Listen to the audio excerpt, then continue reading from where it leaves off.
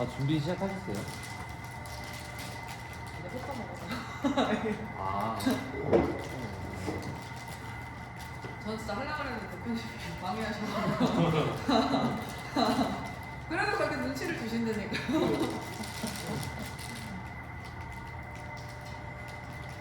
궁금하신 거 있어요, 선생님? 언제 왔어요? 아, 한국이요? 금요일 날 와가지고. 금요일? 네, 본인이 조금 늦게. 어땠어요? 거기는 날씨 좋았어요? 거기는 더워요? 후덥지근하고, 예. 아, 비가 왔다 안 왔다 해가지고. 비도 오고? 실제도 지금 뭐가 제일 기억에 남아요? 물고기랑 수영하는데. 바다에서? 네. 너무 힐링되고 좋았어요. 뭔가 한국에서 못 보는 물고기들이 또 많아가지고 재밌더라고요. 스쿠버 다이빙하고 스킨 스쿠버 하고 여기 일단 프라이빗 비치에 있는데 거기 이제 사람이 제한적으로 들어와요. 그러니까 되게 물고기가 뭐 낯설어 하지도 않고 얘는 모르는구나. 네. 잘 몰라요. 막 입이 쪼아먹고 있는데 막 무지개 색깔이고 막 꽁치같이 막 이렇게 긴 애도 있고. 아 진짜? 네. 그 돌돔 같은 애들. 내가 산소통 내고? 아니 그냥 이렇게만 해도 낮은 데도 다 있어요. 그래가지고 괜찮아요. 재밌었겠다. 뭐 할까요? 뭐 궁금한 거 있으면 하고 없으면 최근에 무슨 요가 영상 이런 거 봤는데 거의 모든 제한 장애 이런 게 호흡의 문제로 시작된다는 거예요. 허리핀증, 장애어들, 모발염 이런 엉덩이 그래가지고 뭔가 좀 더 대표님한테 들어보는 게 좋을 것 같다는 생각이 호흡이 어디서부터 어디까지 영향을 미치는 그러면 저처럼 이렇게 기대서 팔로 체중에 조금 실링 해야 되잖아요 밑으로 여기서 호흡을 하지 않고 그냥 힘 빼고 채우는 게 아니라 그냥 내쉬는 상태에서 쪼지 말고 무릎 한번 한쪽만 들어 오른쪽 무릎만 살짝 들어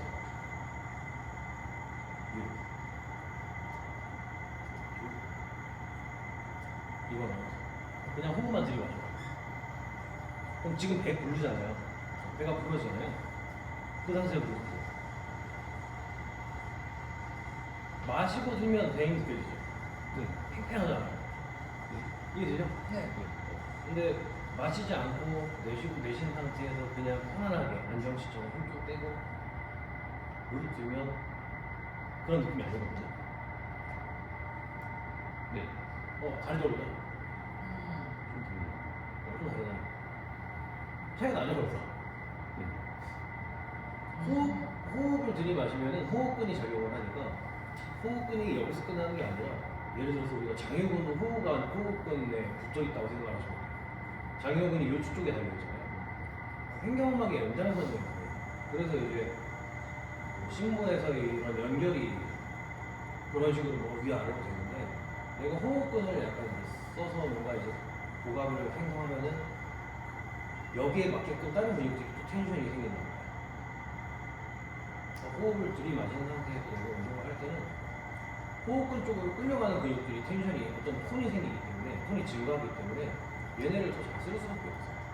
그러니까 이게 쉽게 말하면 내가 여기서 뭔가 이두에 힘을 빼고 그냥 손목에만 힘을 줘서 리스트 컬을 할 때 이런 느낌이에요. 이두에 약간 힘을 주고 들고 리스트 컬을 할 때 이 느낌은 완전 다르거든요. 이게 훨씬 잘 굽혀지잖아요. 움직이지 않더라고요. 그렇지? 그러니까 똑같은 손목 굽는데 이게 더 좋지? 이건 힘이 없거든요. 물론 만들 수는 있지만 노력이 필요하다. 어떤 근막형선이라는 개념 안에서는 내가 힘선이 일치하는 근육들이 미리 긴장해 있을 때 몸통 쪽에 근위부가 긴장해 있을 때 원위부에서의 힘이 더 준다는 호흡근의 그 중심이 더 좋죠. 그러니까 이거를 뭐 호흡근을 내가 힘을 호흡을 하면서 이제 뭐 코어를 단단하게 만들고 뭐 몸통이 무너지지 않는 상태에서 운동을 한다. 뭐 이것도 맞지만 이런 의미도 맞지만 근데 원래는 그냥 호흡도 하나의 근육이기 때문에 마치 이두 전환 이런 것처럼 그냥 연결이에요. 그냥 연결. 호흡도 근육이고 횡격과 같은 정말 시구 근육이 좋지 않고 어쨌든 장애근처럼 연결되어 있기 때문에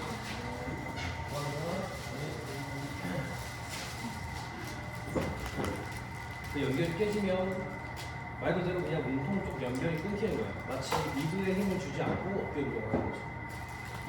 페이스로 하는데 이두에 힘을 다 빼고 우리가 어깨로 하면 하잖아요. 뭔가 느낌이. 일부러 팔꿈치를 뒤로 미는 느낌. 근데 이렇게 팔꿈치를 뒤로 미는 페이스를 할 때랑 뭐 이런 느낌이랑 이두를 쓰는 이런 느낌은 완전 다르거든요. 완전 다르죠. 우선은 관절 중심화가 돼요. 앞으로 동시에 힘 주고 여기가. 근데 팔꿈치를 들고 있면 우선은 어깨 끝에서부터 관절이 올라가요. 이두가 굉장히 강한 내전근이기 때문에 외전시에 어떻게 보면 기량작용을 하는 부분이라서 회전근개로는 우리가 드는 그 무거운 무게를 중심화를 만들면서 이렇게 움직일 수 없어요. 회전근개만으로 힘들어요. 무거운 무게를 잡으면서 우리가 더 세는 거죠. 그러니까 이제 어쩔 수 없이 우리가 이 페이스풀을 할 때는 뭔가 뒤쪽으로 끌고 가는 어떻게 보면 어떤 기량적인 역할을 하는 가슴 말고 가슴도 물론 힘을 줄 수는 있지만 이두 단두, 뭐 오해한 앞쪽 근육 얘네들을 어느 정도 긴장을 시켜야 하지만 얘에 의해서 얘가 관절 중심화가 되고 조금 더 효율적으로 힘을 받을 수 있어요. 왜냐면 회전근개는 우리가 막 의도해서 힘을 줄 수 없기 때문에 회전근개라는 오히려 좀 힘을 빼고 그냥 팔이 이렇게 돌아가는 느낌이니까 여기서 내가 어깨 쪽에 조금이라도 힘을 느끼면 이거는 바로 어깨 근육 쓴 거예요. 그러니까 그 회전근개의 어떤 활성도가 가장 높은 상태는 정말 힘을 쭉 빼고 그냥 어깨를 이렇게 돌릴 거예요. 이런 느낌 정도. 그러니까 힘을 못 빼는 모델들처럼 운동 안에서는 어쨌든 그 심부근육 쪽보다는 실제로는 인대나 그냥 이제 뭐 어떤 겉근육들 얘네들의 역할이 더 중요한 거지 우리가 생각하는 것처럼 회전근개 자체가 뭐 어깨 관절에도 아닐 수 없죠. 그러니까 그런 의미에서는 몸통 특히 유축 쪽 허리 비어있지 않아요. 그 공간 자체가 가장 겉에 있는 뭐 복근도 당연히 중요하지만 뭐 이 안에 있는 심부분들도 뭐 일종의 그런 역할을 하는 거죠.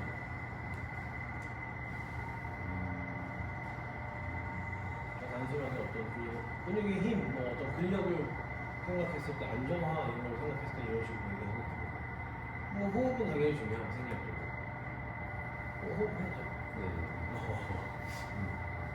이것도 따로 훈련을 해야 될까요? 하면 좋긴 하죠.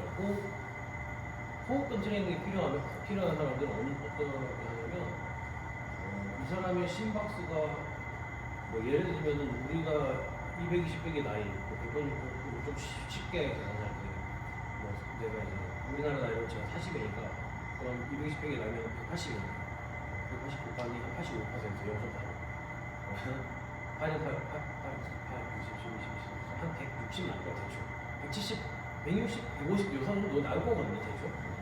그러니까 일반적으로 한 140에서 160 사이 나왔다 하니까 85%거든요. 그러면 요 정도 수준일 때 제가 회복이 안 돼요.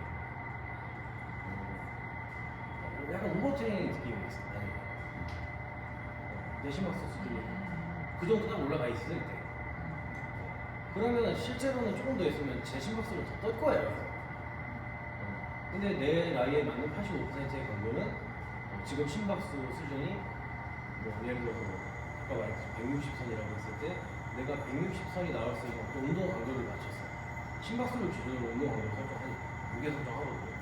근데 그 무게에 비해서 상대적으로 심박수가 높게 나왔어요. 말은 안 되지만 190 나왔어요. 그럼 저는 뭔가 산소를 이용하는 능력이 좀 좋지 못한 거잖아요.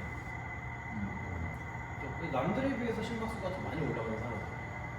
그 다음에 이 운동이 딱 종료되고 한 세트가 종료되고 채 한 30, 1분, 30초, 1분에서 30초 사이에 이 회복 속도 다시 안정권으로 돌아가는 그 회복 속도를 보고 이 사람의 어떤 심폐지구, 심지구, 순환계통의 어떤 기능이 좋다 안 좋다를 판단하는 그게 안 좋은 사람들이 호흡 트레이닝을 하는 거예요.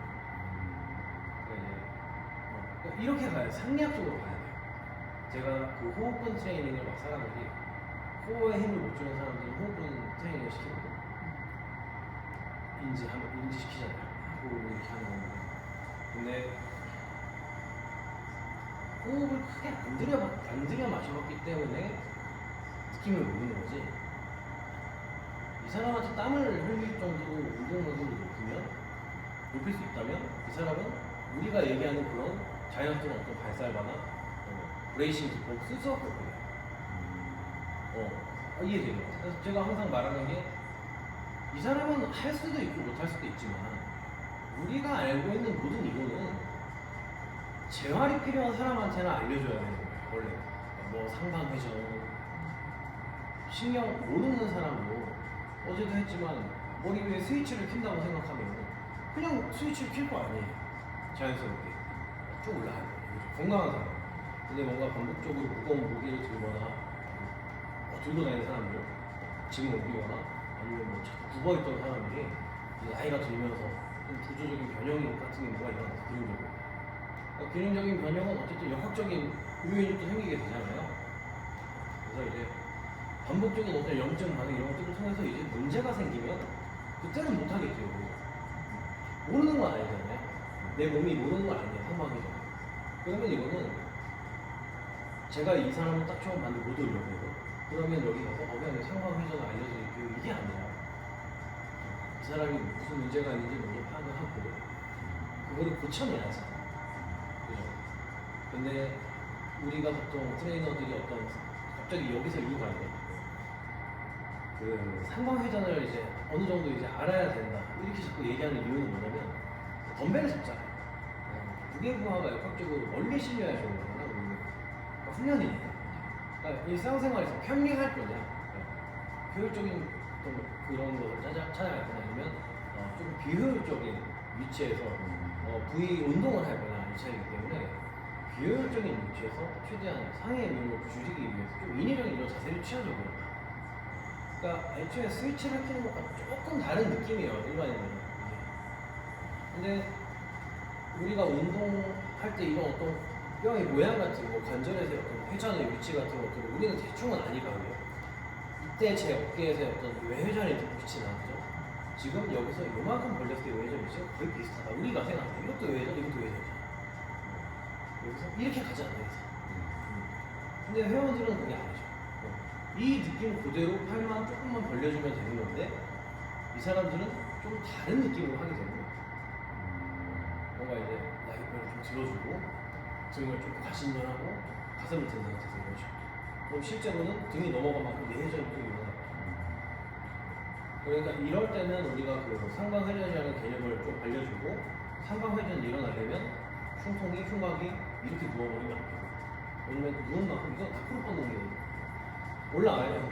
그러니까 직각 벤치라는 게 있는 거고 어떻게 보면.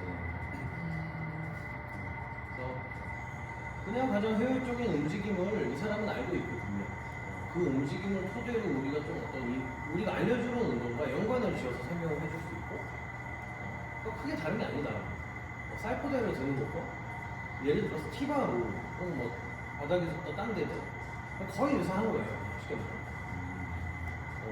근데 우리가 바닥에서 사이포대를 영차 들 때 스쿼트를 할 수 있고 데드리프트 형태를 취할 수도 있지만 모르는 사람은 뭐 어쨌든 그런 느낌으로 들게 되거든요. 근데 허리가 약간 굽어요. 괜찮은 거예요. 왜냐면 아치가 분산을 시키는 거예요. 오히려 낚싯대가 휘는 거죠. 네, 그죠. 근데 생각해보시면 우리가 낚싯대가 그렇게 휘지 않고 반대로 억지로 위로 꺾어놓으면 단단하게 붙여놓으면 오히려 이건 부러지잖아요. 그 이해돼요. 유연하지 않고 위로 꺾어놨어요. 아치를. 그럼 낚싯줄이 천치가 나요. 그럼 부러지겠죠. 돌아가봐요. 또 마찬가지로 비효율적인 움직임을 취하는 거예요. 데드리프트 스쿼트. 그러니까 그걸 강요하면 이 사람이 잘하던 호흡도 못하게 돼요. 그냥 사이코대를 들 때 우리가 약간 웅크리고 일어날 때 순간적으로 이 고갑을 치어야 되거든요. 어쩔 수 없이. 무거운 거 되면 아니면 허리가 다치죠. 허리를 피려고 하는 게 아니라 오히려 고갑을 쳐요. 최대한 스쿼트 형태로 만들려고 하는 거예요. 근데 이거를 허리를 펴버리면 벌써 공간의 느낌이 달라지잖아요. 공간 못 채우죠. 힘이 들어가는 거, 복근이. 이런 사람들은 자꾸 이렇게 강요를 해버리면 트레이너들이 허리피라고 본인이 편안한 호흡을 쓰지 못하죠. 그러면 이제 인위적인 호흡을 하기 때문에 짧은 호흡이 되고 내쉬는 호흡이 적어질 수밖에 없기 때문에 들이마시는 산소량이 적어져요. 왜냐면 그 사람한테 이렇게 펴는 거는 이미 나이가 들면서 구체적으로 많은 변형이 일어나는 거에 비해서는 상대적으로 꽤 많은 노력을 해야 되는 자세예요. 어린 아이야 뭐 이렇게 있어도 그냥 불편하겠지만 저는 이러고 있는 게 굉장히 불편하거든요. 주로 뭐 골반 쪽으로 움직이는 느낌이 등을 좀 쓰지 않아도 많이 있는. 그래서 어쨌든 저는 힘이 들어요. 그래서 움직이기 힘들어요. 그러니까 뭔가 긴장 풀게 되죠 이렇게. 근데 만약에 이렇게 편안하게 내가 편안하게 있어도 근데 뒤로 넘어가는 느낌은 아니고요. 약간 발 쪽으로 좀 지지가 되는 것 같은 뭔가 전방형의 차라리 이렇게 계속 한번 만들고 승명하시 올라오면 허리에 힘을 주는 느낌이 세진 않잖아요. 그죠? 골반이 수직이니까 예를 들면 그럼 이 상태에서 내가 호흡을 해보죠. 지금 이때 어떤 배가 부는 느낌이에요. 허리가 좀 편할 때. 그 다음에 반대로 아까처럼 뒤로 기댔다가 허리를 세우고 올라가잖아요. 그죠? 이게 그냥 앞으로 허리가 썩는 게 아니라 뒤에 있다가 우리가 앉을 때는 머리가 이렇게 올라오지 않아요, 당연히. 우리가 바른 자세라고 생각을 하는데 보통 이렇게 잡는 거예요. 그럼 여기서 똑같이 호흡을 하면 애초에 막히죠. 네. 왜냐면 이게 브레이싱이거든요. 복행근이나 어떤 복사근 뒤쪽이 다혈근 길이근 등등등 주변 근육들이 약간 긴장시켜놓은 거예요. 뭔가 텐션감이 있잖아요. 배가 납작해지지 않아요. 애초에 호흡을 안 해도 쏙 들어오죠. 그러면 이 상태에서는 초보자들은 호흡을 못해요. 왜냐면 호흡근 자체의 기능이 좋지 않기 때문에 얘네를 밀어낼 수가 없어. 약하니까. 그러니까 이제 호흡을 어쩌고 여기를 못 풀리니까 느낌은 자꾸 여기 쓰는 거죠. 이렇게 가슴이 뜨는 거예요. 그러면 운동을 많이 하지 않았던 그런 초보자들이 바로 이 우리가 무게를 드는 강도를 늘리기 위해서 뭔가 허리를 희게를 강조하고 중량을 들리면 이 사람이 호흡근의 능력은 그 정도 아닌데 뭔가 기립 상태에서 채워넣을 수가 없는 거예요. 강요하면 안 되잖아요. 그러니까 어쩔 수 없이 허리가 힘을 더 써야죠. 전체적인 복벽을 제대로 고각을 채워넣지 못하니까 뭔가 어딘가에선 힘을 줘야죠. 이만큼의 힘을 무게적으로. 이런 사람들은 호흡근 트레이닝이 필요한데 호흡근 트레이닝을 인지하는 그런 개념이 아니라 저는 원래는 그냥 뛰라고 하는 게 나아요. 차라리. 지치게 만드는 거 자꾸 일부러. 당신이 운동을 안 해봤기 때문에 지금 내가 강도 어떤 호흡근이 근력이니까 주지 못하거나 그게 우리가 얘기하는 어떤 심폐, 지구력 어떻게 보면 일맥상통하잖아요. 기능이. 그러니까 심장이 바삐 뛰어봐야 그런 피로도에 좀 적응을 하고 산소의 어떤 이용, 효 능도 좀 증가하고 혈관 탐소 쪽과 여러 가지 기능이 있잖아요. 카디오 쪽. 그렇게 다가가면은 저는 오히려 더 그러니까 기능적인 거죠. 너무 인위적으로 호흡근이 약해요. 요가처럼 눕혀놓고 배를 만지고 나도 그렇게 하긴 해요. 압력계 두고 센서 두고 여기저기 두고 계세요. 이거는 내가 지금 필요 없는 과정인데 그걸 억지로 쓰는 거기 때문에 조금 느낌이 인위적이기 때문에 다를 수 있거든요. 복직근에 힘을 주면서 내미는 느낌을 줄 수도 있고 실제 호흡의 느낌이 그러니까 초보자들은 오히려 그런 느낌을 못 받아봤으면 그렇게 하면은 오히려 그 호흡에 대한 기능들이 조금 더 무너질 확률이 있다라고 생각하고 잘못 배우는 거예요. 느낌을 지쳤을 때 나오는 그 본인이 느낄 수 있는 실제 느낌이랑 다르거든요. 그래서 저도 좀 웬만하면 호흡의 중요성은 항상 얘기를 하는데 저도 해야 하는 것 같아요. 그러니까 뭐 1회당 한 번씩 호흡을 하세요. 그 다음에 이제 뭐 지칠 정도로 항상 뭐 저는 유산소를 하는 것도 얘기를 해요. 호흡근 체에 따로 뭐 이렇게 많이는 하진 않아요, 실제로. 근데 알려는 주죠. 호흡근은 이런 역할을 합니다. 그런 호흡근 자체에 대한 어떤 배를 볼록하게 내미는 느낌, 갈비뼈를 드러내는 느낌, 이거는 우리만 알면 되고요. 우리는 그거를 잘 알 수 있어요. 해봤으니까 강도를 높여서 운동을 했을 때 실제의 느낌과 뭐 최대 방향 그렇게 할 때고 선생님도 뭐 운동 많이 했으니까 땀이 날 정도로 지칠 때 할 때 우리가 느꼈던 그 호흡의 느낌을 알잖아요. 그러니까 우리가 산소를 많이 필요로 할 때고 그때의 느낌은 실제로 배를 볼록하게 내리면 그런 편안한 느낌이 아니잖아요. 그죠? 할 때 느낌이 여기서 안정시 물론 이게 아니잖아요. 그죠? 전혀 아니죠. 저희가 이렇게 안 하려고 하죠. 뭐 여기에 쓰죠 오히려. 근데 회원들은 자꾸 복식이라고 하죠. 횡격만 내려와요. 회원이 배 공기 채워 새로워도 말하죠. 실제로 그렇게 표현을 하긴 해야 돼. 어쩔 수 없이. 왜냐면 이 흉곽에서 득강근이나 목근육을 써서 위로 들어오는 어떤 개념이랑 횡격막이 내려가는 개념은 좀 차이가 있잖아요. 위아래. 그러니까 우리가 자꾸 흉곽으로 공기를 채워놓으세요 하면 이 사람은 목쪽을 쓰는 확률이 높기 때문에 어쩔 수 없이 표현을 아래쪽으로 잡으려고 배에 공기를 채워놓게 하는 거거든요. 방향성을 제시하는 거예요. 그러니까 이렇게 이거를 설명하면서 이해를 잘 시켜주면 어쩌지 잘할 수도 있는데 이렇게 설명 잘 안 해주잖아요. 초보자 트레이닝은 배에 혹시 단전 호흡 하듯이 하세요. 배에 볼록하지 이렇게 예쁘게 이렇게만 표현을 하니까 이해되죠? 여기를 쓰지 않는 호흡이라면 여기가 써도 괜찮아요. 그럼요. 그러니까 우리가 횡격막의 작용이 안정체는 70% 정도. 횡격막만. 그 나머지가 이제 늑간근 발표 사이. 그다음 뒤쪽은 상후곡은 하후곡은 같은 이런 호흡근이 얘네 말고 더 많은 근육들이 쓰이긴 하는데 그러니까 보통은 우리가 횡격막이나 늑간근 정도를 제외하고는 그 밖의 것들은 보통 2차 호흡근이라고 부르는 거예요. 정말 힘들 때. 그러니까 호흡을 잘 못해서 2차 호흡근을 쓰는 게 아니라 그걸 쓸 수밖에 없는 자세를 만들어 놨거든요. 아니면 얘네를 써야 될 만큼 지치는 상황이에요. 100m 스프린트 선수들이 딱 뛰고 끝나면요 할 거 아니에요. 벌써 이거 정상이에요. 이거 가지고 목으로 쓰지 마세요 이렇게 하면 안 되죠. 써야 되는 상황이에요. 그래서 호흡을 알려줄 때는 강도를 변화시키면서 심박수를 좀 계산해서 선생님들이 우리가 또 그 존 개념 있잖아요. 존 한 2 정도 나죠. 우리가 존 3, 한 4 정도 해서 좀 웜이 많이 하는 사람들이 5 정도가 높거든요.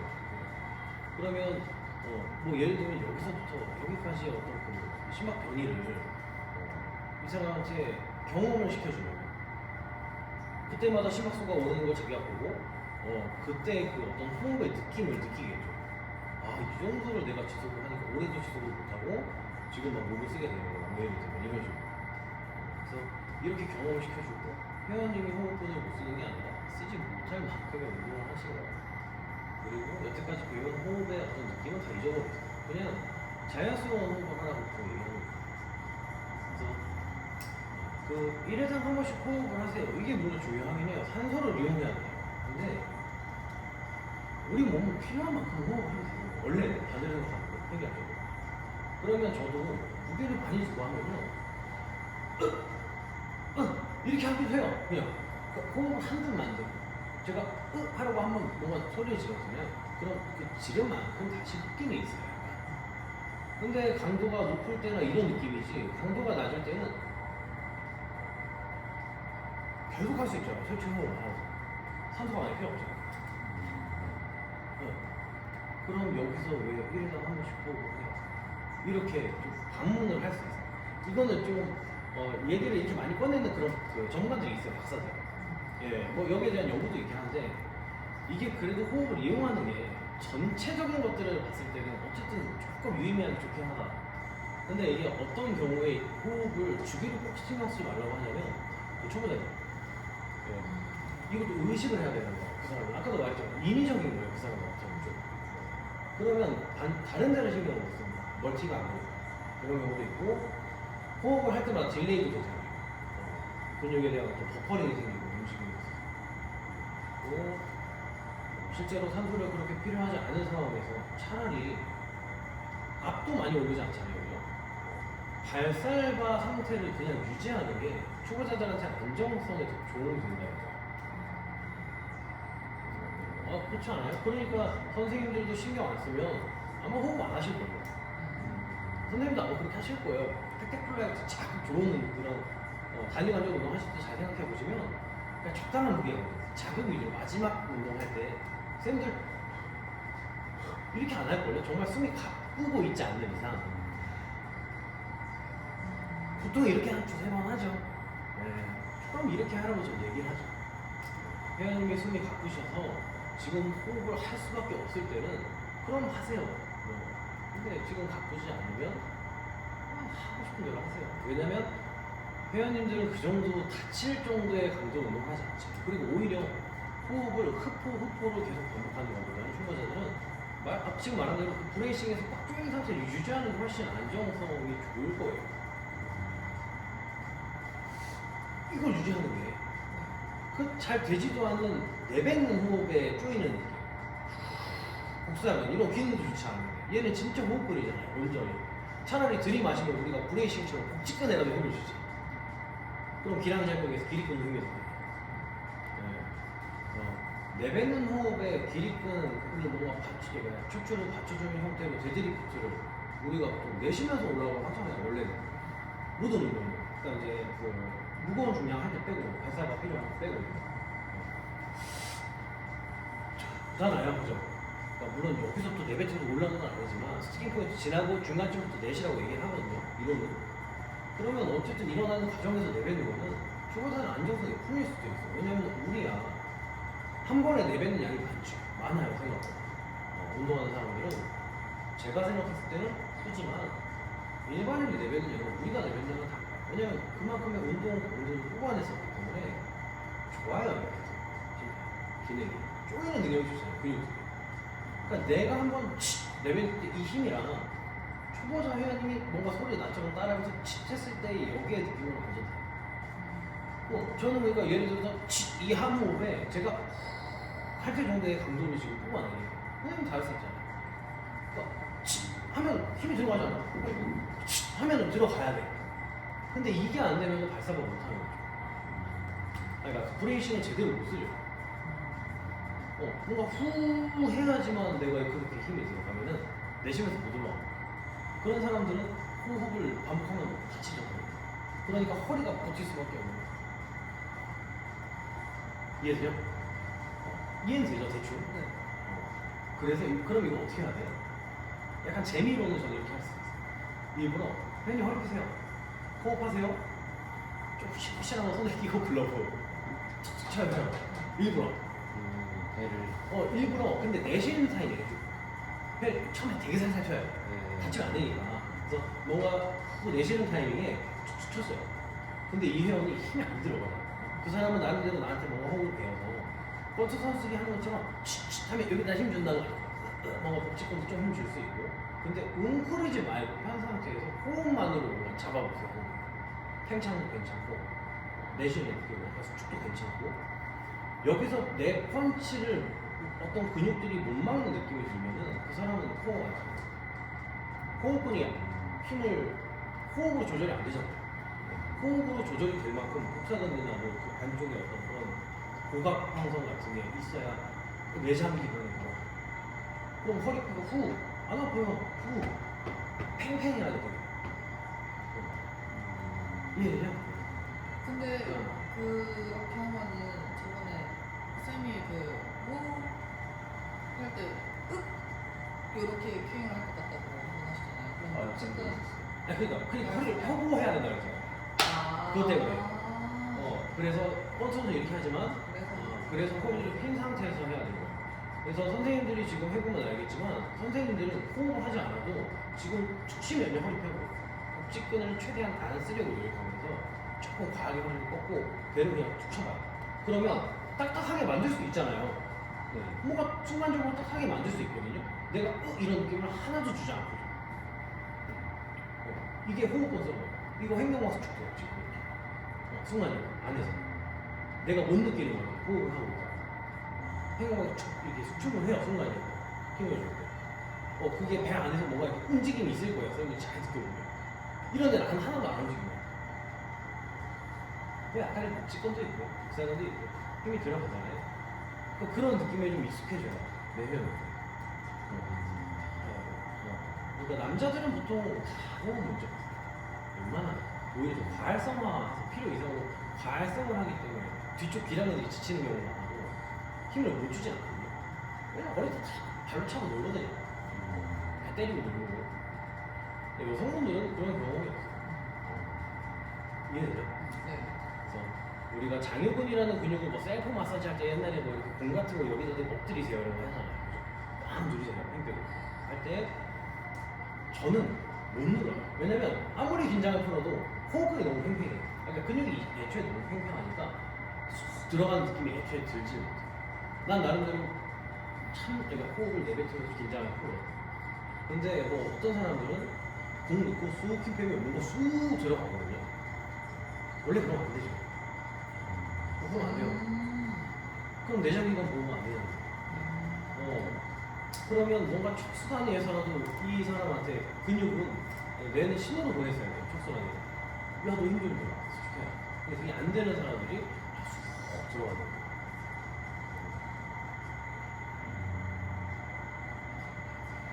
이해되죠? 네. 그 호흡 이거 맛있다, 이거. 맛있어. 많이 드세요. 진짜 맛있어. 유산소 할 때, 호흡 훈련 할 때, 뭔가 어지럽거나 피맛이 날 정도면 하는 거죠. 어지럽거나 피나. 네.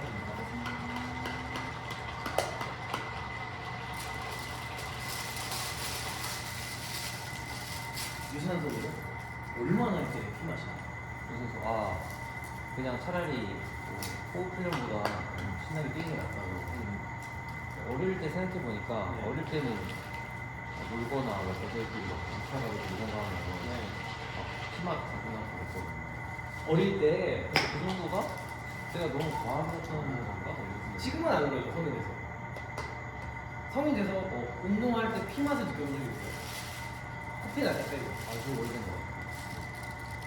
그러니까 어린애들이 보통 피맛을 느끼는 경우는 그 호흡기 자체에서 저기 안에 약한 피부 점막? 네, 점막이 약간 이제 자극을 많이 받으면 찬바람이나 뭐 예를 들어서 너무 호흡이 가빠지거나 먼지도 있고 흙물도 막 들어가고 그럼 거기서 약간의 출혈이 생기면서 뭐 그런 피맛이 느껴질 수 있고 피가 우리 혈관에서 모세혈관에서 뭔가 예를 들면 뭐 삼투압작용처럼 갑자기 뭐 내 코나 입으로 와야 맛이 느껴지는 거예요. 피 맛이라는 거 예를 들면 또 입으로 뭔가 피가 영에서 넘어와야 피 맛이 나는 건데 너무 환경이 없어요 거죠 이거는 피가 어떻게 예를 들면 여기 있던 혈관의 피가 어떻게 내 목구멍으로 들어와 말이 안 되죠. 대부분 이 기관지 쪽에서 문제가 생기니까 피 맛이 나는 거고 애기들은 그게 되게 빈번한 거고 우리 아들은 요즘 맨날 피 내요. 춥고 찬바람에 건조하기도 하고 겨울은 그러니까 이제 이런 데가 다 붓고 안쪽에 비염이 생기고 그러니까 어릴 때 저도 기억은 뭐 초등학생 때까지 피가 되게 많이 났었거든요. 아무것도 하지 않아. 근데 이제 나도 배우고 보니까 어릴 때는 애들이 이제 이게 뭐라 그러죠? 좀 약한 부분? 아무튼 그 점막 약한 점막들 너무 약하다 보니까 금방 손상되고 또 금방 회복하고 반복되면서 치료를 발생하기도 하고 성장 과정에서 좀 이렇게 늘어나고 이런 것도 있고 모세혈관 같은 게 뜯어주기도 하고 재형성되기도 하고 그러니까 이제 피맛이 나면 문제가 있는 거고 어지러워지는 거는 여러 가지가 있잖아요. 그러니까 우리가 보통 병이 없으면 병이 있는데도 만약에 내가 당뇨병인데 1형 당뇨면 뭔가 자기가 컨트롤해서 주사 맞고 2형 당뇨도 뭔가 이렇게 약을 먹거나 자기가 다 알아서 관리하거든요. 고혈압 뭐 등등등 모든 질환이고 그러니까 오히려 우리는 그 자체의 어떤 당뇨병이 갖고 있는 문제들보다는 오히려 주사를 맞거나 약을 먹었을 때 그때 어떤 부작용이라고 하거든요. 그러니까 오히려 고혈압이면 오히려 저혈압을 걱정해야 되는 거고 당뇨면 피크값을 치면서 뭔가 이제 그 몸속에 있는 혈당 수치가 피크값을 찍는 이거를 걱정하는 게 아니라 저혈당을 걱정하긴 하잖아요 우리가 당뇨라는 건 원래. 근데 약을 먹으면 다 조절이 돼요.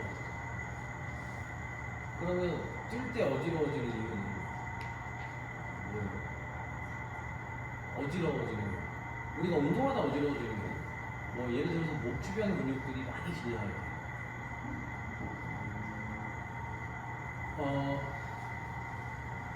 근데 목 주변 근육이 많이 긴장할 때라는 게 뭐냐면 우리가 혈관이 뭔가 근육에 쪼인다라는 표현을 하긴 하거든요.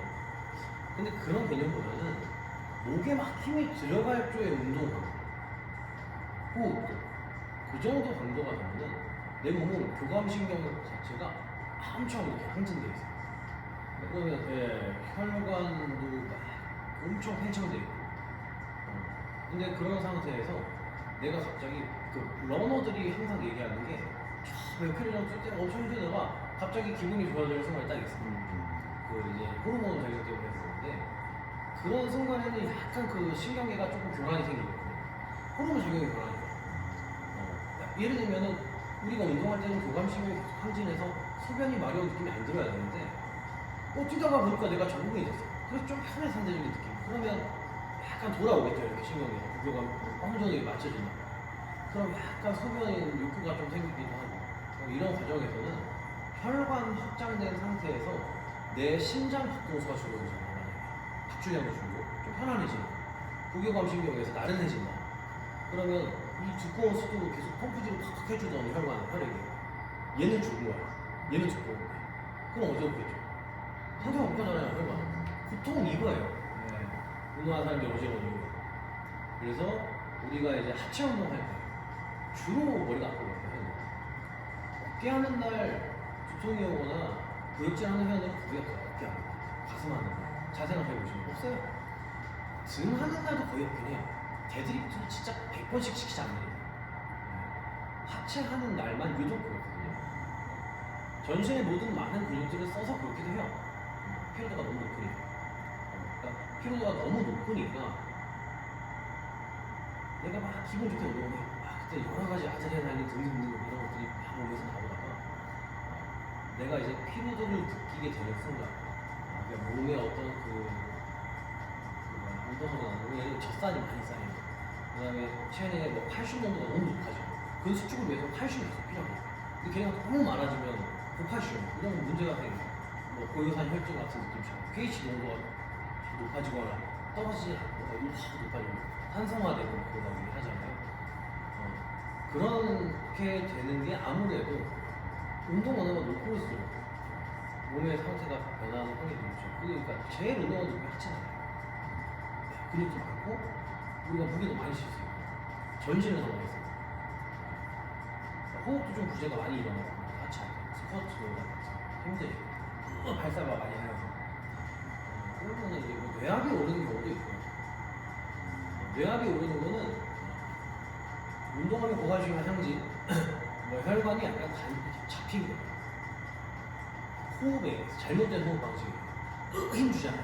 억지에 이런 거 쪼고 막 경직되는 이런 느낌에 의해서 쉽게 말하면 호수가 잡히는 거예요. 그 좁은 관으로 확 하던 그 물이 막 솟구치겠죠. 이런 걸 뇌압이 온다고 표현을 해요. 그래서 하체 운동할 때는 보통 뇌압이 오르면서 뭔가 안압이 오르는 느낌.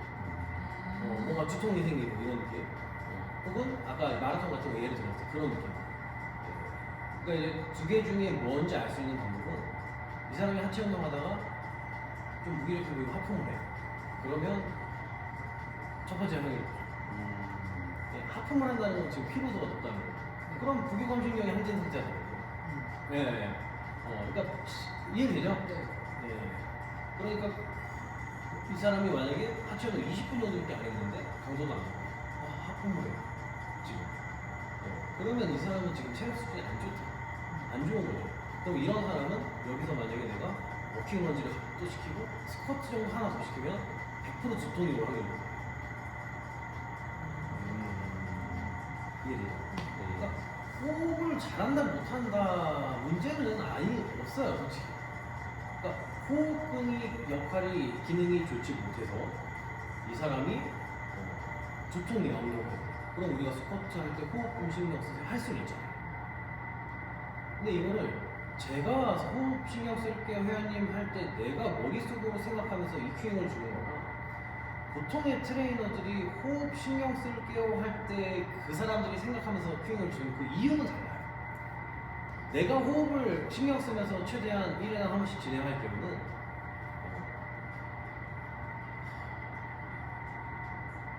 호흡이 끊기면 리듬이 끊겨요. 그러니까 호흡을 안 하는 거는 일정한 리듬이 아니라는 거예요. 그러니까 어떨 때는 호흡을 한 번씩 참고 어떨 때는 호흡을 하면 호흡하는 버퍼링 생기죠. 그러니까 일정한 리듬, 그러니까 규칙적인 반복을 통해서 강도를 일정하게 뽑아내야 되고 그리고 저는 호흡을 알려주거든요 제대로. 그러니까 이제 가끔 초보자들은 이 호흡을 그러니까 호흡을 제가 제대로 하는 느낌이 저는 항상 몸의 정렬을 맞춰야 회원님이 편안한 상태로 뭔가 이 공간을 만들어야 호흡이 들어간다라고 저는 이렇게 알려줘요. 그러니까 호흡이라는 거는 호흡근을 잘 써서 크게 숨을 쉬어라가 아니에요. 제 회원들한테 의미가.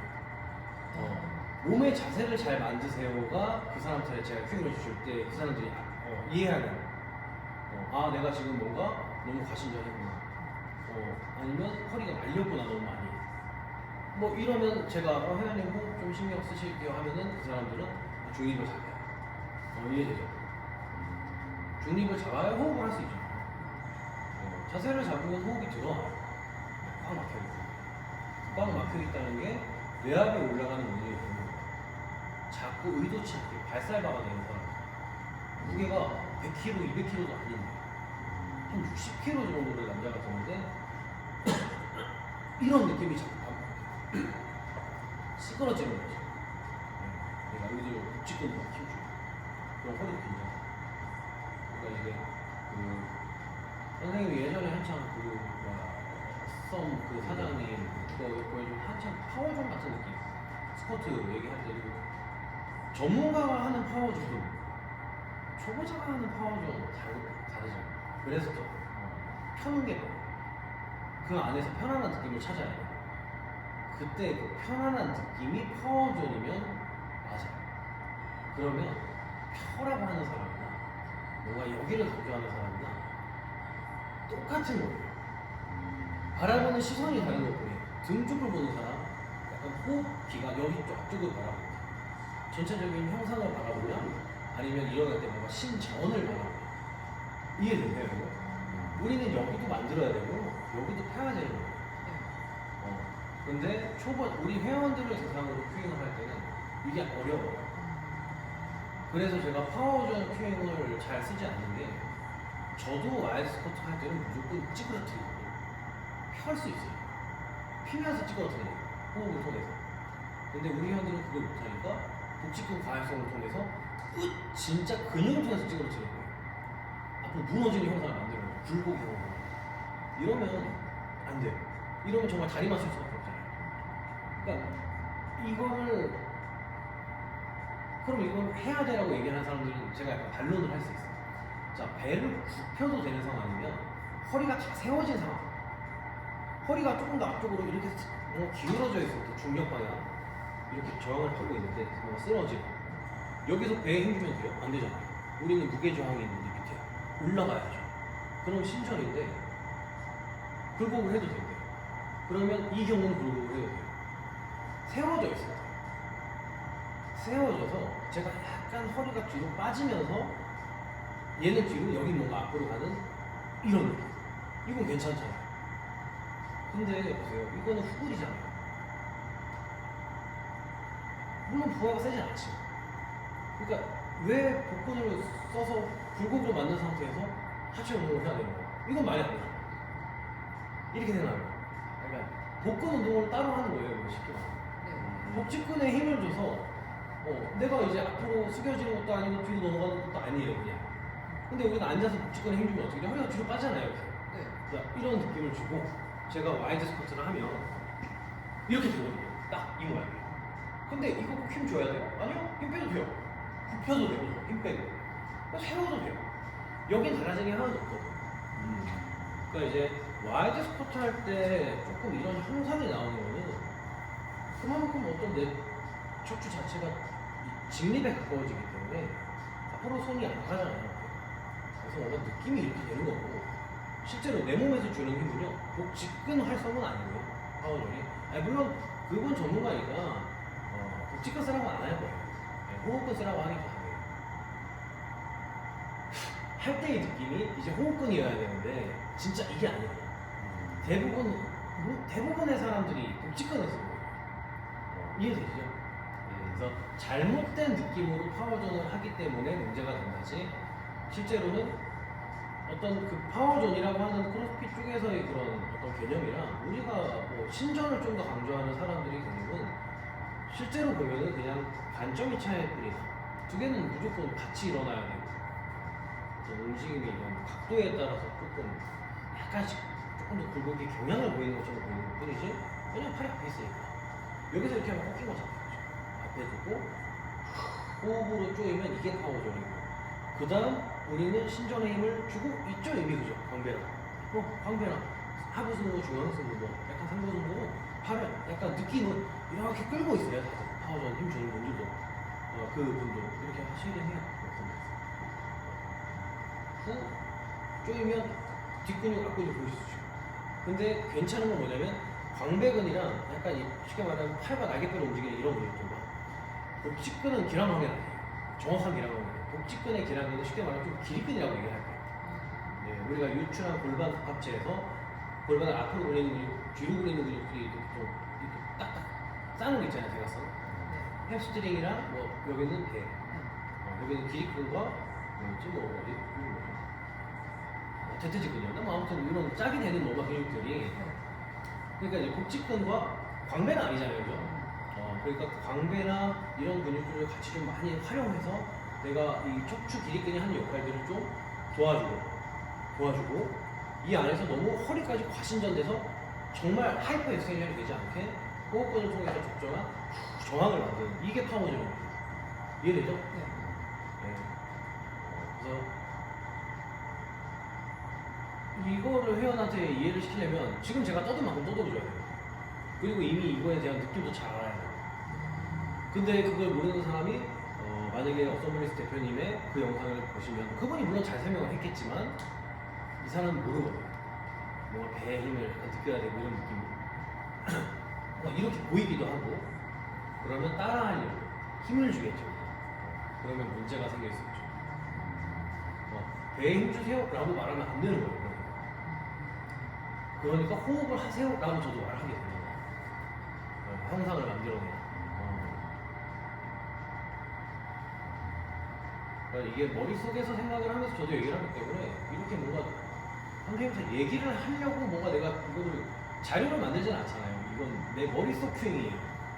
내가 이거를 이 사람한테 얘기해 줘야지 호흡에 대한 어떤 나의 이유는 이건데 정리해 놓지는 않았기 때문에 이거 마치 스터디 자료처럼 저는 보통 이렇게 생각을 하면 얘기를 해요. 아까 선생님이 이제 호흡 하셔라의 의미는 몸을 좀 정렬, 그래서 숨이 정렬된 걸로 들어오게. 그죠? 하이퍼 엑스텐드 되지 마라. 뭐 이런 뜻일 수도 있고. 너무 복직근만 쓰지 마라. 적당히 앞도 불고, 뒤도 불고, 옆으로도 팽창하고, 어깨도 쪼여지고, 이런 느낌이 두루두루 나려면 그 적당한 텐션감을 잘 유지해야 됩니다. 그죠? 너무 구부리고 나면 배만 뽀록 튀어나오고, 할 때. 그죠? 가잖아요. 왜냐면 복회근은 쪼이지 못하니까. 근데 또 복회근 너무 쪼고, 기립근 너무 주면 앞쪽이 안 부풀어요. 뭐 여기도 안 부풀고 느낌이 거의 없고. 그러니까 이 느낌을 호흡을 통해서 만들어낼 수 있는 거예요. 자세를 통해서 호흡을 만들 수 있고.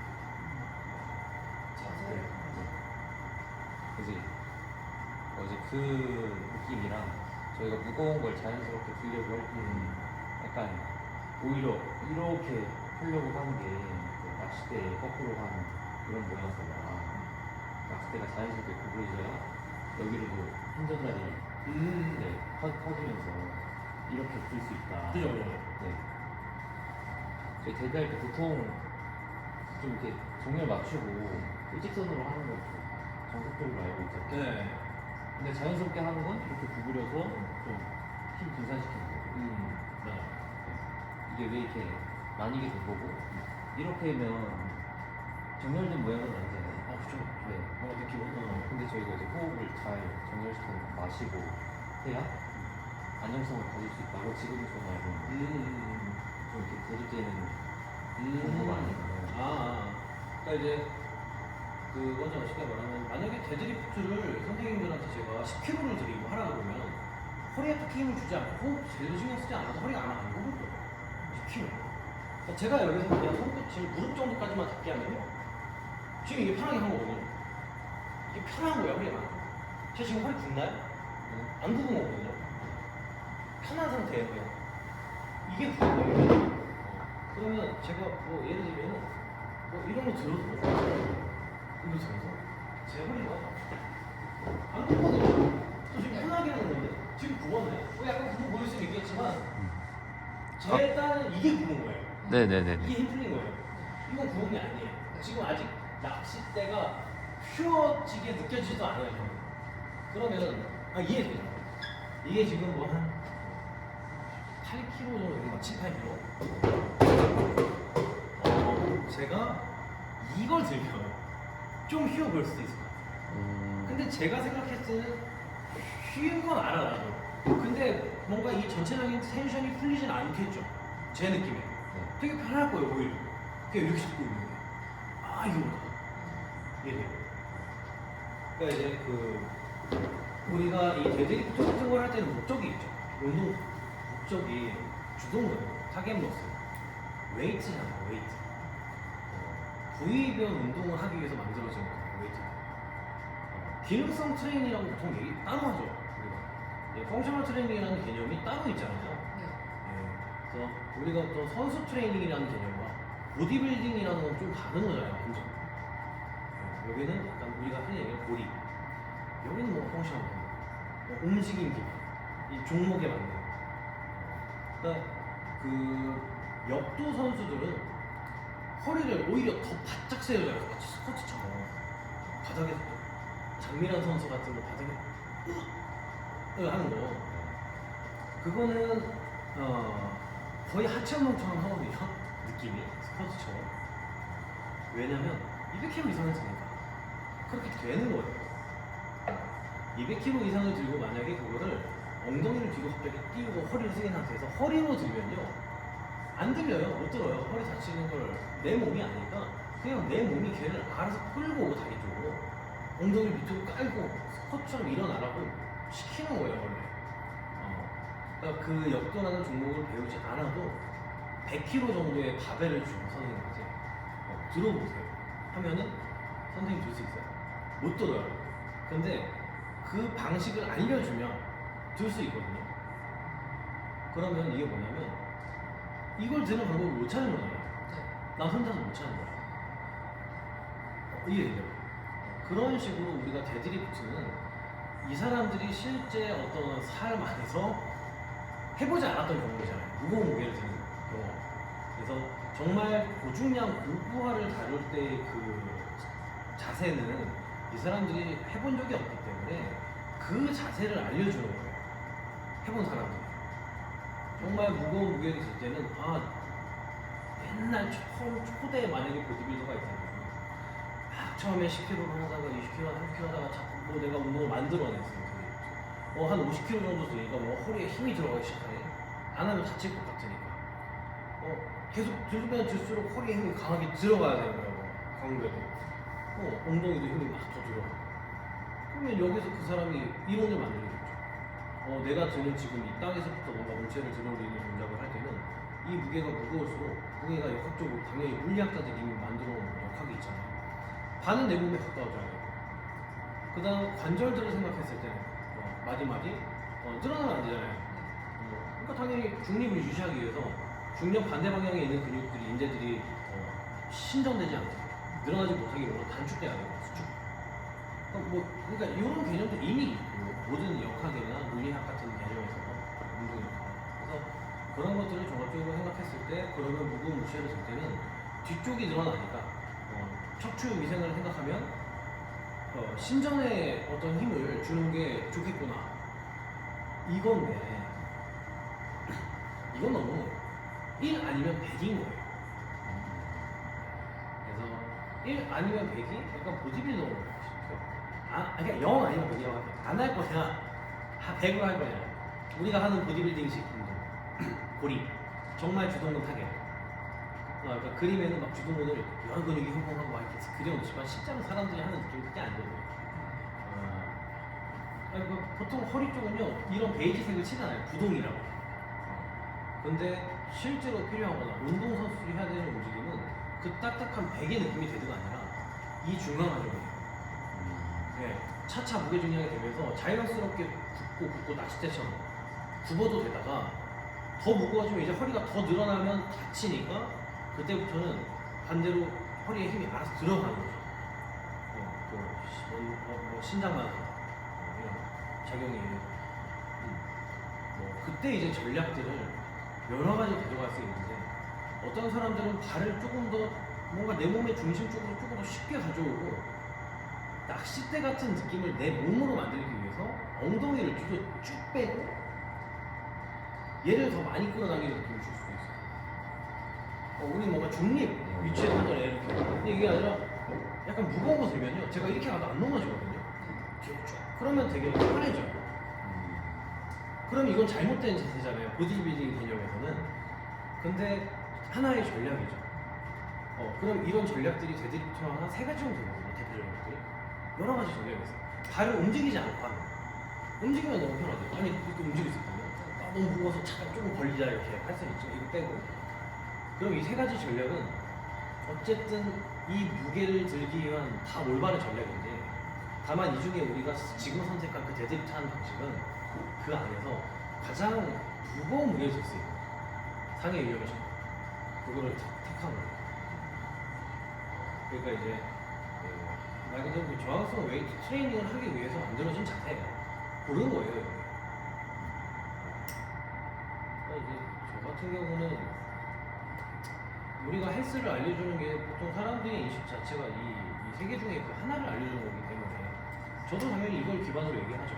그리고 움직이면서 뭔가 뒤쪽 근육들인데 조직들이 같이 좀 늘어나고 적절한 부하를 받으면서 점진적으로 정말 부하량을 잘 룰대로 그렇게 조금씩 증가시키면서 크게 스트레스 받지 않게 미세하게 굴곡될 정도에서 또 이 사람이 충분히 무게에 적응을 하고 몸이 그 다음 또 무게가 한 2kg 늘려요. 이런 아주 디테일한 과정들이 있을 수 있다면 이게 제일 좋은 거예요. 그죠? 왜냐면 굳어있는 느낌보다는 유연한 느낌이 좋은 거예요. 근데 다만 이게 힘든 이유는 회원들이 생각하는 어떤 빠른 발전, 그 다음에 시간 대비 효율을 생각했을 때는 차라리 꽉 묶어놓고 안 다치게 차라리 엉덩이 운동을 확 시켜버리는 게 낫거든요. 그러니까 사람들이 척추 건강을 위해서 데드리프트를 하지만 뭔가 느낌은 백스테이션이나 뭔가 고정 느낌, 호흡도 고정을 하기 위해 하는 거잖아요. 근데 아까도 말했듯이 어떤 달리기 같은 경우를 예를 들면 그냥 우리가 할 수 있는 어떤 그냥 일반적인 움직임 같은 느낌 안에서 호흡이 좀 가빠지고 그리고 그 움직임에 의한 어떤 무게가 좀 더 실린다거나 그런 강도가 높아져서 차돌지기 같은 거 나무 올라가고 근건지기, 야구 이런 것들 있잖아요. 발차기 그때 이제 어떤 척추 자체가 많이 비틀리고 스크류되고 뭔가 토르션 될 것 같은 느낌도 좀 생기고 과하게 좀 늘어나고 신선한 느낌이 조금씩 생기면 이 사람이 공을 처음부터 회전력도 좋지 않아 근육이 그러면 애초에 척추 자체도 빠르게 삐뚤잖아요. 처음에 이렇게 던지겠죠. 이렇게 던지다가 나중에 막 계속 던지다 보면 익숙해지니까 뭔가 회전이라는 개념도 자기가 좀 느끼고 그러면서 조금씩 그 부위에 대한 운동 신경의 어떤 효율성도 증가하고 또 거기에 내가 뭐 무게 밴드 같은 거 사실 줘서 뭐 야구하는 사람들 이렇게 해서 근력도 향상시키고 그러면 이거는 점진적인 트레이닝을 통해서 이미 척추가 여기에 맞춰졌을 거 아니에요. 그죠? 근데 만약에 내가 야구를 한 번도 해본 적 없는 여성 회원한테 갑자기 2kg짜리 뭔가 공을 갖고 회원님 저희 야구를 통해서 회전 자원을 할게요. 자 야구는 거의 돌리시는데 버티세요. 이러면 자체 확률이 높잖아요.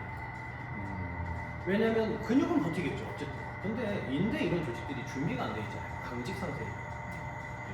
뼈가 갑자기 틀어져 버리면 말했잖아요. 그 주변 인대 뿐만 아니라 힘줄 등등은 이 신호에 굉장히 민감해요. 평상시에 어떤 신호가 갑자기 오면은 거기에 있는 센서들이 야 너네 그러면 안 돼. 그럼 사람이 걸리는 거야. 이해되죠? 네. 그러니까 허리를 숙이면서 무거운 물체를 들다 하잖아요. 허리 삐끗. 뭐 약간의 회전이 있었기 때문이지만 순간적인 굴곡과 회전이 걸리면 강하게 비틀리니까 그런 거거든요. 담은. 그러니까 잘 먹이고 잘 들고 두 손으로 잘 일어나면요. 일어날 수 있으면 무거운 물체를 들고 안 다쳐요. 일어날 수 있었던 무게니까. 예, 근데 안녕하세요. 만약에 그 사람이 못 드는 물건, 못 드는 무게면 바른 자세로 들어도 안 들리겠죠. 하겠죠. 근데 뭔가 이걸 착석 드러내려고 하다 보니까 그 순간에 우세한 쪽으로 뭔가 힘이 조금 더 전달돼요. 다리 같은 게 밀면 약간의 굴곡과 회전이 동반되면서 담 같은 게 갑자기 손을 탁 돌리는 거예요. 그러니까 오히려 이런 식으로 생각을 하시면 남자가 자기가 힘써야 돼요. 저 한 10kg 덤벨 괜찮은데요? 처음 놓은 사람 10kg 덤벨 괜찮아. 그럼 양쪽 무게가 벌써 20이잖아요. 들고 있어야 돼요. 덤벨 거. 그러면 이 20kg라는 바는 허리를 숙인 상태에서는 어떻게 보면 가볍다고는 할 수 있지만 안 가벼운 거거든요. 일상생활에서 사이클에 들 일 없잖아요. 그러면 이 사람이 덤벨 2개 들고 막 걸어봐요. 그럼 회전도 되죠. 그럼 이 사람 허리 아플 확률이 되게 높은 거예요. 오히려 굳히려고 계속 이런 식으로 트레이닝부터 진행해도 안 됩니다. 어떤 방향성, 운동 방향성을 선생님들이 잘 선택해서 하셔야 돼요. 이게 좀 한계가 있긴 해요. 저도 그래서 너무 오래 걸리거든요. 이런 것들을 뭔가 내가 생각하면서 티칭을 하기에는 이 사람이 니즈는 헬스장에 혼자 운동하는 거예요. 근데 나는 차근차근 밟아가야 돼. 데드리프트라는 자세를 만들어가기 위해서 1부터 10이 있는데 이 사람이 원하는 건 그 10을 배우는 거예요. 그러면 내가 어느 정도 맞춰줘야 돼요. 그러면 설명을 해주죠. 이 중간 구간에서 적절한 뒤쪽 척추의 어떤 굴곡에 대한 텐션을 단순하게 근육으로 버티는 게 아니라 우리는 그냥 그 무게를 딱 들였을 때 그렇게 되는 게 목적이지 인위적으로 뭔가 자세를 만들어 놓고 잡는 게 아닙니다. 잡고 드는 순간에 그렇게 돼야 되는 거예요. 반복적인 학습을 통해서. 그리고 이제 만약에 그게 조금 더 무거워졌더라도 뒤쪽 근육들이 이제 어느 정도 인대 같은 게 많이 움직여봤으면 회전도 하고 하면은 그 약간 무거워졌지 할 때 안 다쳐요. 움직임 많이 가져봤으니까 그래도 그냥 못 드는 것뿐이지. 뒤집어 보지도 않고 굴곡도 안 돼봤으면 보통 갇히겠죠. 상대 위험이 높잖아요. 그러니까 이런 것들은 어느 정도 염두에 두고 우리가 펑셔널하게 그러니까 어떤 회원님의 척추 위생이라고 보통 얘기하잖아요. 위생이라고 얘기하는 게 염증이 생겨서 보통 아픈 거기 때문에 척추의 어떤 깨끗함, 위생이라고 표현을 하고 회원님이 어떤 허리나 어떤 어깨 이런 뭐 전체적인 관절부에서의 통증 또는 상해 위험 이런 것들을 고려해서 저는 PT를 해야 되지만 회원님이 원하시는 니즈는 지금 10이기 때문에 그런 것들에 대한 어느 정도의 위험성이 있다는 거를 회원님께서 인정하시고 PT를 하셔야 될 것 같아요. 우리 좀 얘기를 해야죠. 네. 그러니까 그 이성욱 회원님 그러니까 이런 식으로 생각하면요 점진적인 발전은 없지만 척추 위생은 좋은 게 맞아요. 그리고 허리를 안 펴도 돼요. 펴져 있겠죠, 그죠? 크게 힘이 안 드니까. 다만 이게 훈련은 아닌 거예요, 훈련은. 몸에 좋으면 움직임을 해보는 거지. 그냥 관절들 움직이는 거야. 스트레칭처럼. 그러니까 이제 노인들은 과부하가 필요 없어요. 왜냐면 애들이 다 들어주잖아요. 어린이 뭐 집에서 집 나를 때도 있어요. 뭐 애미 와서 좀 도와줘. 애비 와서 도와줘라. 그죠? 그냥 독립적인 생활이 가능한 정도만 유지하면 되잖아요. 더 이상의 노화만 조금 방지하는 수준으로 좀 걸을 수 있고, 좀 허리도 좀 펴실 수 있을 정도. 그러면 펴려면 뭔가 이런 스트레칭 같은 움직임을 많이 하는 게 좋지. 갑자기 막 노인분들도 운동해야 돼요. 우리는 이루는 그러니까 실제로 근력 운동해야 돼.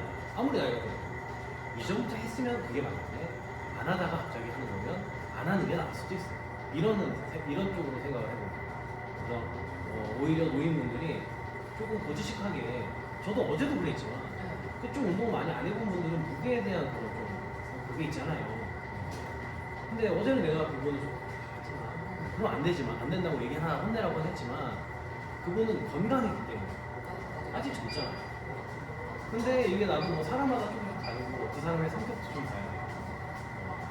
운동을 했을 때 어떤 그 사람이 느끼는 스트레스 이런 것도 좀 봐야 되지만 또 노인분들을 대상으로 이 지칭을 할 때는 필요 이상의 무게를 저는 들지는 않게 해요. 그러니까 이제 뭐 이너타이 같은 경우는 남자분들은 한 20kg 정도, 한 20cc 정도. 아웃타이가 뭐 마찬가지로 한 20cc 정도, 30 정도 안 돼요. 노인분. 왜냐면 그렇게까지 필요 없거든요. 25kg 정도 쌀포대로 막 옆으로 외전하는 근육으로 밀어내는 이유가 없잖아요. 내가 설 때 약간 이 중심 잡는 운동을 쓰거든요. 팔도. 제가 일상생활에서 뭐 노인분이 10kg, 10kg, 총 20kg 들도 있겠어요? 거의 없어요. 손자라봤자 한 10몇 kg 되게 계셔요. 그럼 양쪽에 한 7kg, 7kg 남자분들. 이 정도까지만 맥시멈으로 저는 하죠. 그리고 그분들도 그걸 원하세요. 왜냐면 다칠 것 같으니까. 근데 그게 맞거든요. 점진적일 수가 없으니까 우리는 수업이. 그러니까 제가 만약에 그분을 잘 설득해서 저와 함께 앞으로 평생 70살이면 80살까지 한번 운동을 해봅시다 해야 돼요. 그러면 제가 굉장히 디테일하게 전체적인 부분을 따져서 아주 점진적으로 척추를 유연하고 건강하게 만들어드려요. 그러면 제가 원하는 대로 할 수 있죠. 그죠? 1kg부터 시작해서 1.5 다음 주에 뭐 2 이런 식으로. 근데 우리는 10, 20 그렇게 하고 데드 오 웃기잖아요. 아무리 들려도. 근데 룰은 1, 2, 2잖아요. 네. 그것도 2주에 한 번 버리면 정말 우리가 상승해야 정말 개수가 상승해. 근데 그냥 우리는 감으로 나도 그렇고 그냥 나도 그냥 씩씩구나 거야. 원래 그렇구나. 그럼 됐나요? 대답이 다? 안 됐나? 아니요. 부담도 없고 못 물어봤던 게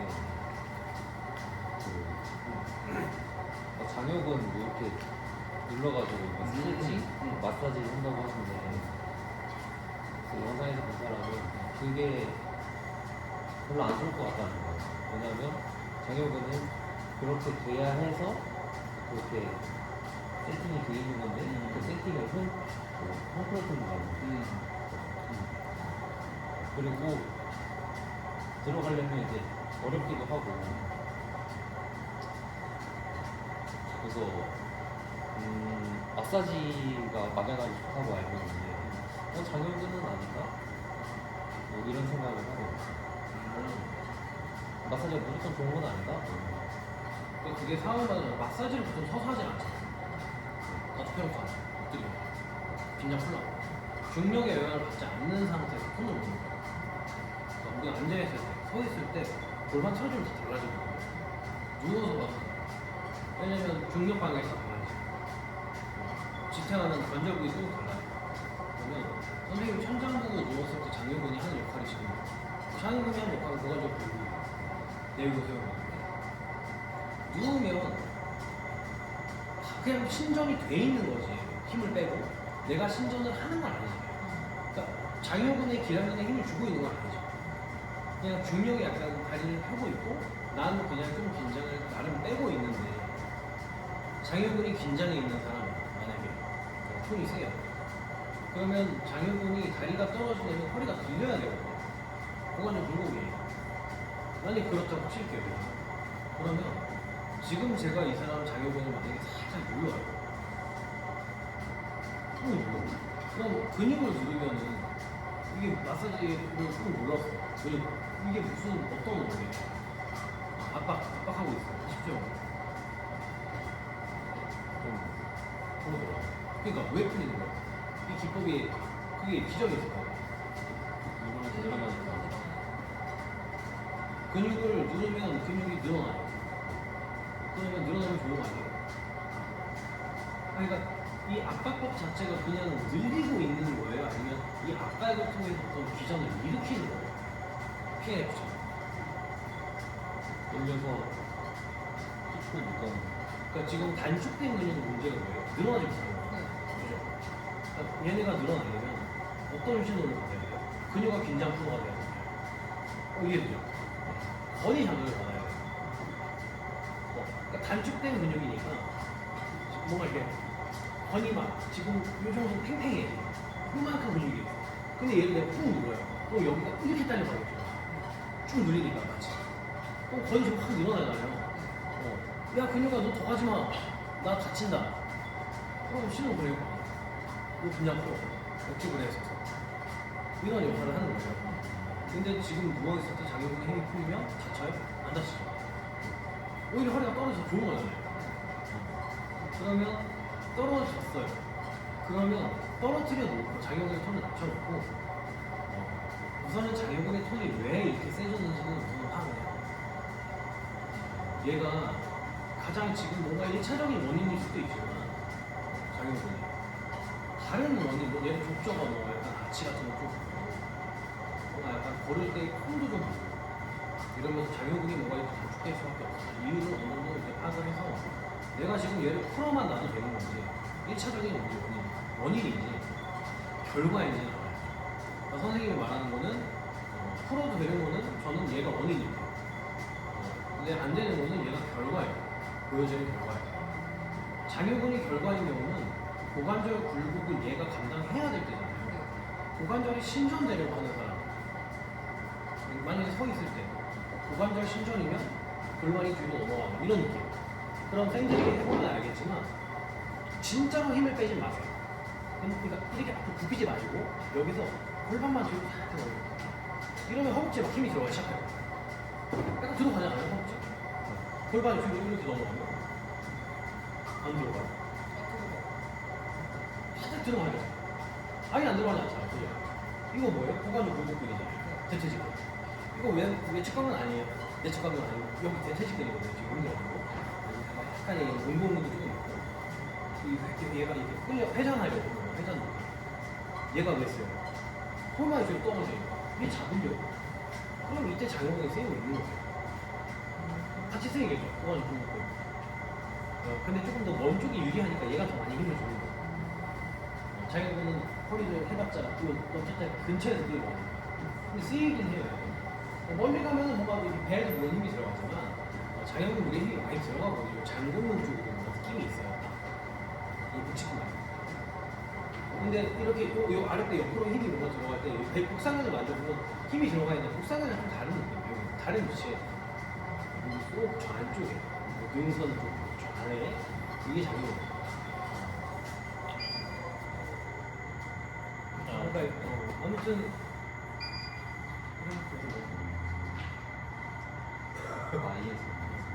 수업이어서 네. 고맙습니다. 수고하셨습니다. 그러세요. 때는 공부